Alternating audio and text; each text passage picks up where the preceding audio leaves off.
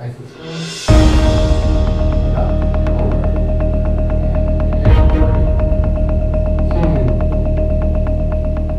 and It's time for another amazing episode of DHNN. This week we take an inside look at Dartmouth High School's student-run newspaper, the DHS Spectrum. And we'll also show you some highlights of Dartmouth's latest field hockey win. Lunch, weather, announcements, and more. DHNN starts right now.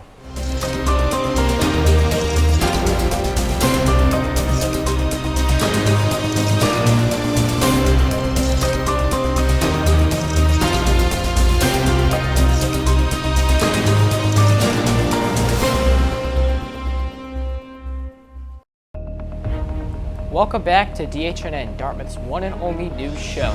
We're your hosts. I'm Noah Clark. And I'm Landon Almeida. Let's now pause for our Pledge of Allegiance.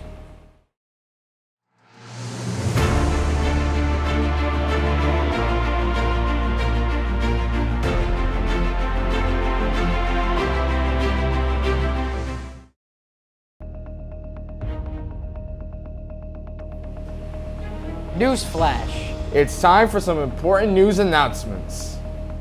Attention DHS, Homework Hangout is available to all students who need tutoring assistance. National Honor Society tutors will be available on Tuesdays and Thursdays from 2:15 to 3:15 in room C18. Just show up, no prior sign-up necessary. The NHS volleyball tournament is right around the corner. Teams are made up of 6 to 8 members, $10 per person. Grab your contract from Mrs. Tully in the OMC today. All forms and money due back by Friday, November 8th. Attention seniors, Sunday, October 27th is the Halloween 5K. This is a major fundraiser for the class of 2025 and your opportunity to earn a free prom ticket. For each person signed up that mentions your name, you'll earn $7.50 towards your prom ticket. Prizes will also be given for best individual costume and best group costume. See Mrs. Newman or Mrs. Church with questions. Got a teacher you love to prank or maybe just give a little recognition? Flock them. The class of 2025 will be flocking DHS staff with skeleton riding flamingos during the month of October. Seniors will earn 30% toward their prom ticket for any flocking made that mentions their name. So show your favorite teachers and seniors some love. Flyers are around school with a QR code to scan to sign up.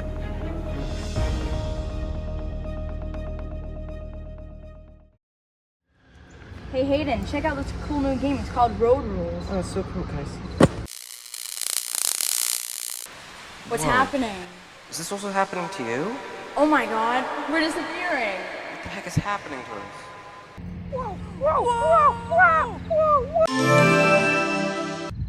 Make sure to look both ways or this will happen.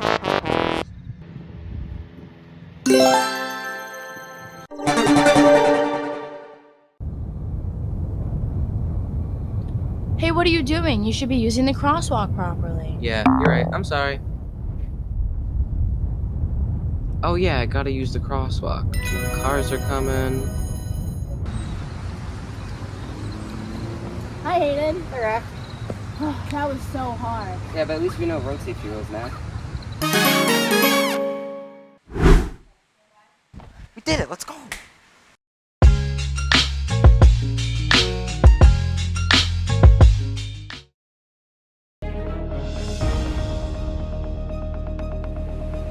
It was pretty cold this morning. That's right. The weather's looking colder this week. Let's have a closer look at this week's weather provided by our very own athletes. Go Indians!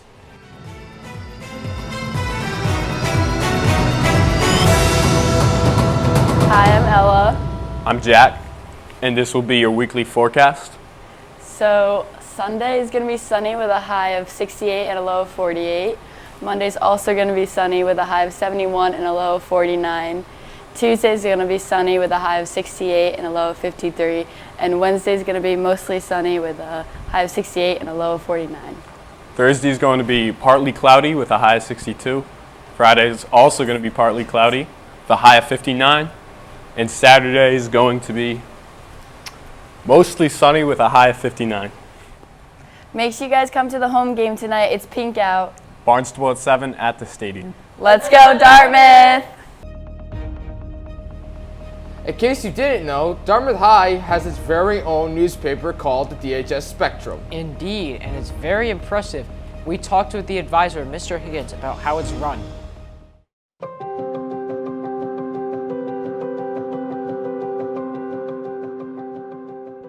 Hi, I'm Annika Dupree, and I'm the editor-in-chief of The Spectrum. Andrew Onice, and I'm the associate editor of The Spectrum. I'm Jordan Rosenberg. I'm assistant editor of The Spectrum newspaper. When did you start writing for The Spectrum? So I started writing for The Spectrum in my freshman year of high school. I knew when I entered Dartmouth High that I wanted to write for the newspaper because I'm super interested in current events and I love writing, and it's a career path that I hope to pursue. Last year, I was a staff writer last year, and this is my first year as the associate editor. I started writing last year, my junior year. What does The Spectrum mean to you? So I hold The Spectrum very dear to Dartmouth High. I think it's one of the most valuable institutions we have because it's one of the only forums we have where the students can talk truth to power, speak truth to power, express their voices and their opinions without censorship. We're an independent newspaper, so we don't need to be approved by the administration before we publish anything. We can write whatever we want, and we're an open forum for ideas.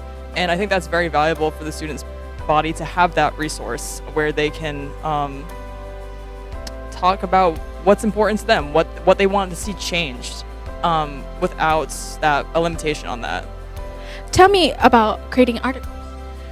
So how that goes is we have weekly meetings on Fridays, and then we assign topics there, and then through that you do some individual research and you begin writing about that topic, and then once you have that article written, it's usually about in a week or so after you get it assigned, then we go through the editing process where myself and the other editors, including Mr. Higgins, kind of go through the article and make our edits, and then eventually once that's all settled, we post the article. Tell me about your most recent article. So my most recent article is about AI, and I did a lot of interviews with teachers around the school, as well as like researching what AI's impact has on like high school students. My name is Will Higgins. And advising The Spectrum / how long have you been doing it? So I've been doing The Spectrum since maybe, I can't remember the exact year, but I want to say it's 2004 or 2005.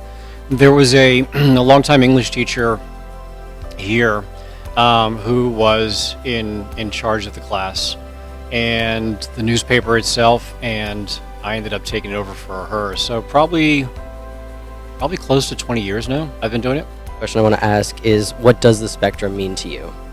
So I should also just add on to my last answer that the previous advisor was Janet Beeler, who was a great English teacher here, and she passed away from cancer 2 years ago, maybe 3 years ago. So what does The Spectrum mean to me? So I think it's really important that students have an outlet to have their voices heard without a filter through a classroom or through a teacher or through an administrator. I don't really consider myself to be a filter. I really am just an advisor. I think I try to recommend how an article can be written. I might recommend ideas, but really it's a student newspaper and it's meant to represent student views more than anything else. Now, I think that one of the goals of Dartmouth High School is to increase personalization and hear student voices, and I really think that The Spectrum is one place where we're definitely still doing that.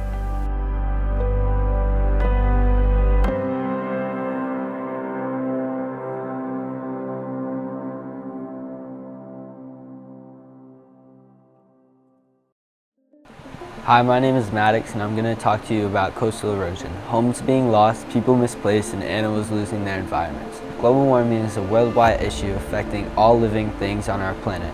It's caused by the carbon dioxide gases that are emitted to the atmosphere by vehicles, factory emissions, and more.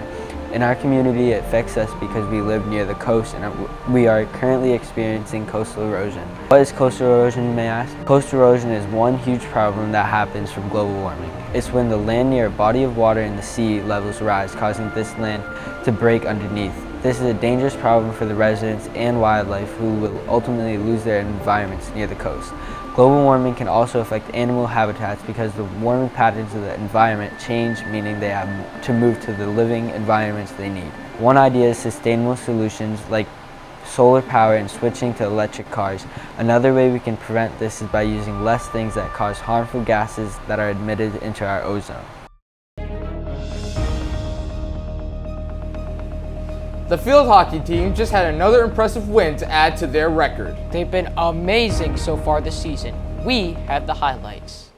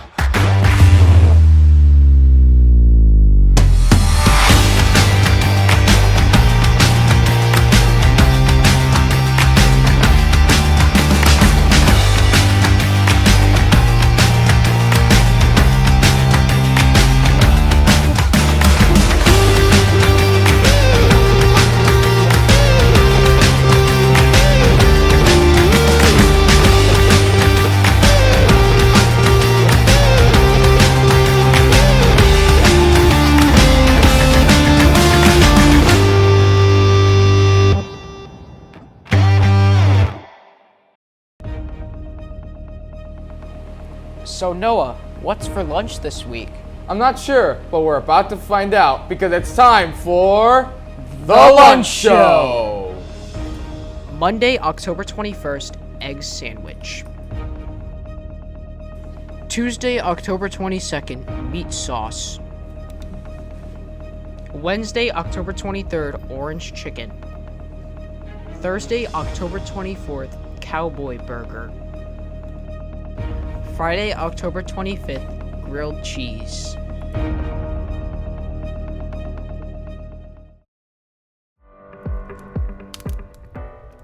Hey boys and girls, welcome to Fire Safety 101. I'm Spots the dog. Let's get into it.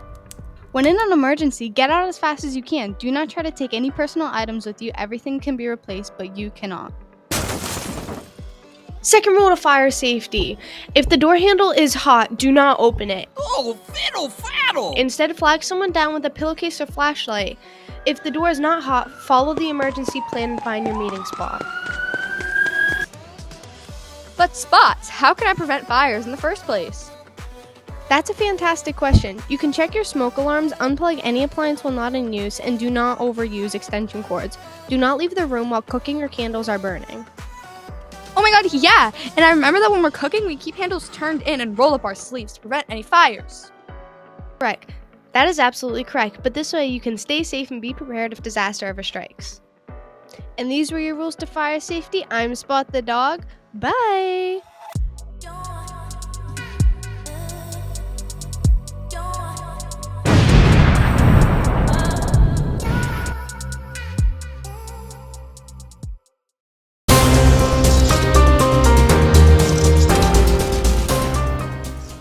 We've now reached the end of today's episode of DHNN.